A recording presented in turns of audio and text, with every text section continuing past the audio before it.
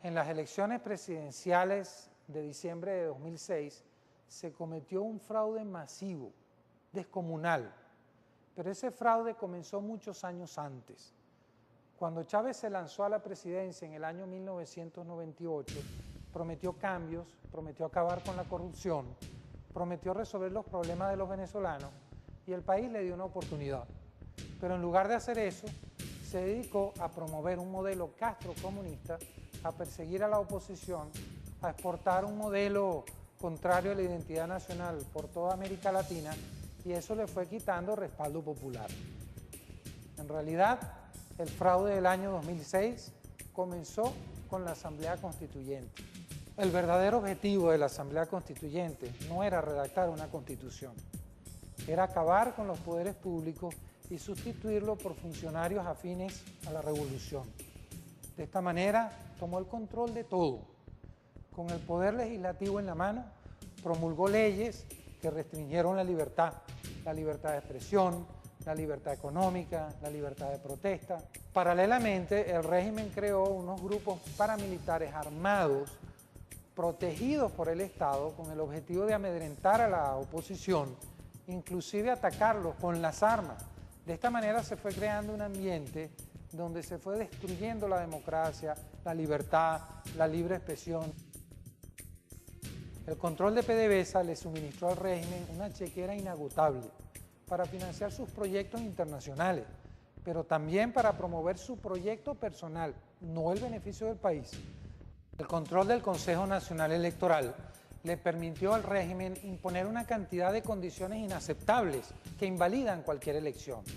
Un registro electoral inflado, amañado, unas máquinas electrónicas para votar totalmente manipulables, un sistema de conteo inauditable, unas máquinas cazahuellas que eliminan el secreto del voto, en fin, crearon todas las condiciones para un resultado final favorable al régimen.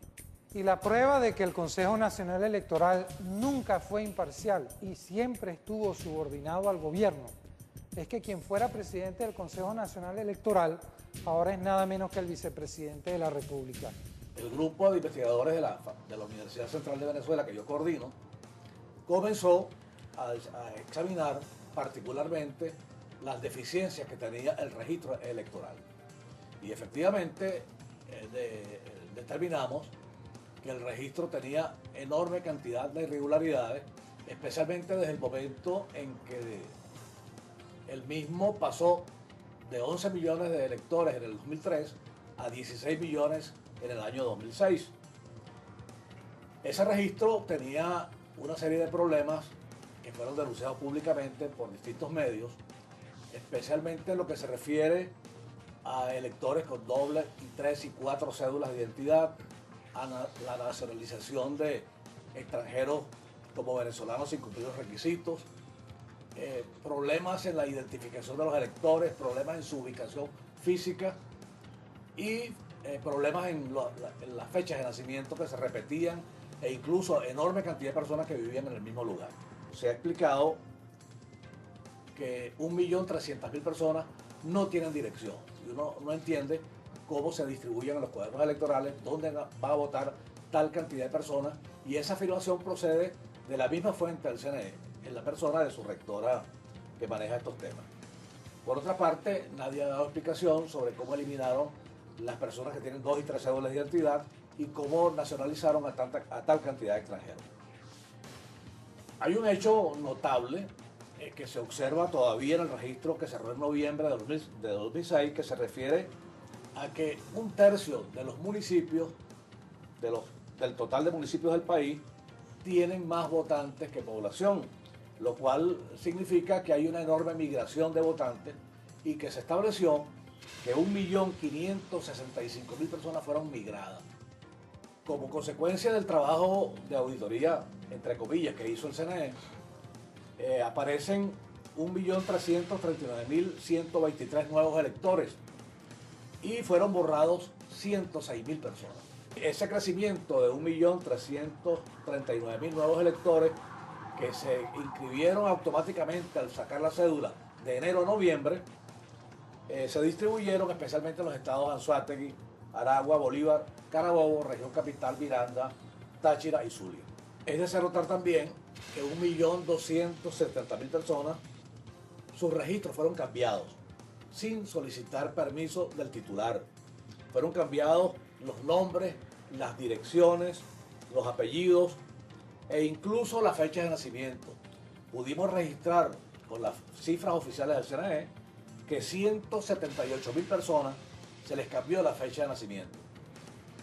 Eso lo hicieron para poner de manifiesto que la denuncia que se hizo de personas que habían nacido el mismo día, el mismo estado, con el mismo nombre, fueron eliminados. Pero una vez que nosotros revisamos la información, nos dimos cuenta que efectivamente esa cantidad de personas habían sido cambiadas la fecha de nacimiento, se habían regularizado, pero sin embargo se les olvidó borrar a 1.336.000 personas que habían nacido el mismo día, a la misma hora, en el mes de octubre. Y cuando se observan las cifras, en estos cuadros podemos observar que efectivamente el mes de octubre tiene un crecimiento que no fue corregido, de tal manera que la irregularidad del sistema electoral continúa. Lo mismo ocurre con las personas que tenían muchas edades, es decir, más de 100 años, no las eliminaron. Aquí podemos ver que existen personas que nacieron en 1790, en 1850, es decir que las 39.000 personas que tenían más de 100 años de edad, se eliminaron unas pocas, pero ahí están en el registro electoral, lo cual significa pues que el sistema sigue teniendo problemas en su formulación. Por último, cuando nosotros revisamos el sistema, el registro electoral a noviembre de este año y lo comparamos con el Seguro Social Obligatorio, cuya cifra también la bajamos de las páginas web, observamos que de los 16 millones de electores, 3 millones de personas aparecen cotizando al Seguro Social, de los cuales el 90% son empleados públicos. Esos son los que están presionando para que vayan a votar por el gobierno. Existen 4.700.000 personas que están fuera del sistema, es decir, que no contribuyen porque fueron despedidos.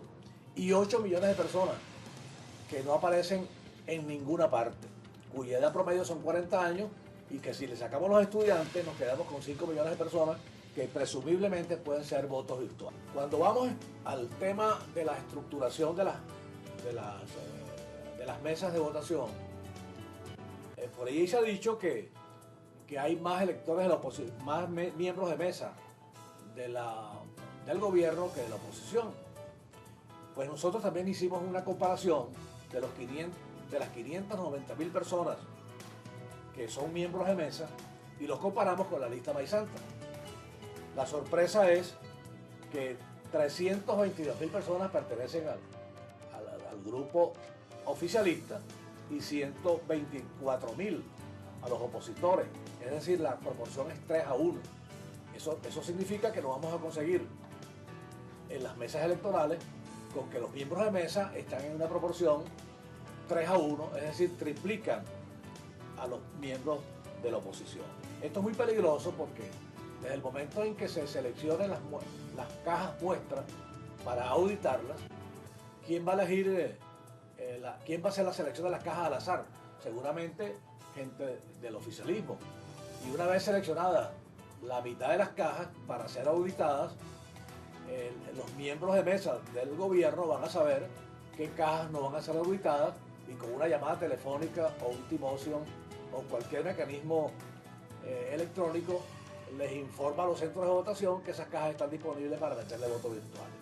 Todo este contexto conforma un cuadro de ilegalidad que anula cualquier elección